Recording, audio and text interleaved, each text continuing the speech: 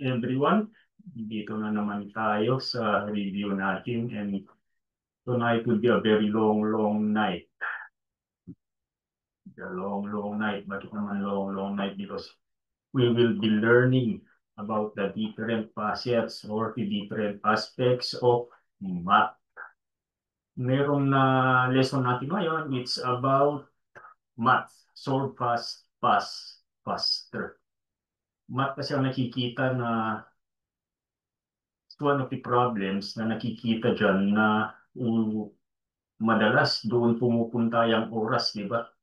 In taking the examinations, it's more likely na because of the computations na ginagawa pa sa mathematics, whether it's basic or medyo advanced yan, madalas dito napupunta naman ang oras ninyo sa exam.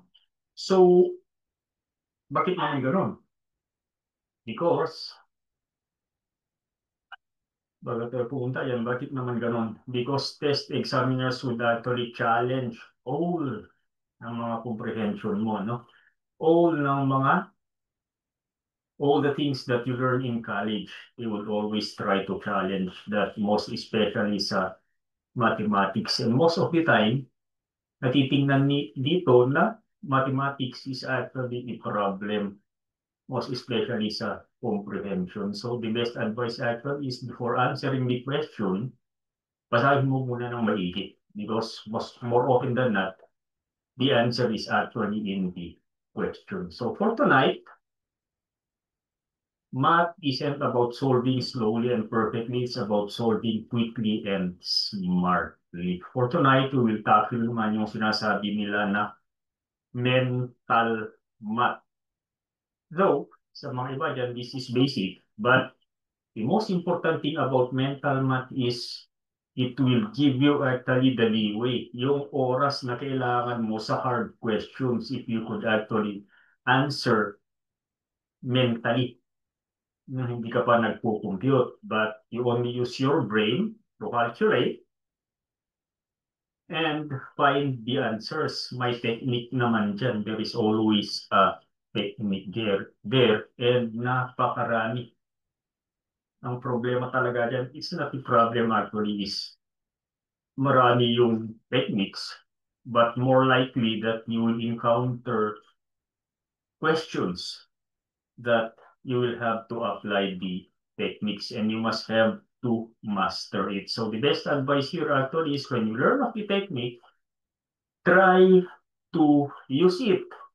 Kasi math ito in any random numbers and prove the exercise, yung sinasabi nila na mental math exercise ng mga ito.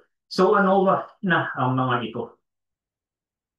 Ito naman ay nagagawa para number one, it's so that you could be able to spot patterns in seconds. Hindi ka pa maglalaan ng oras mo or you would not actually be spending so much time in solving mathematical problems.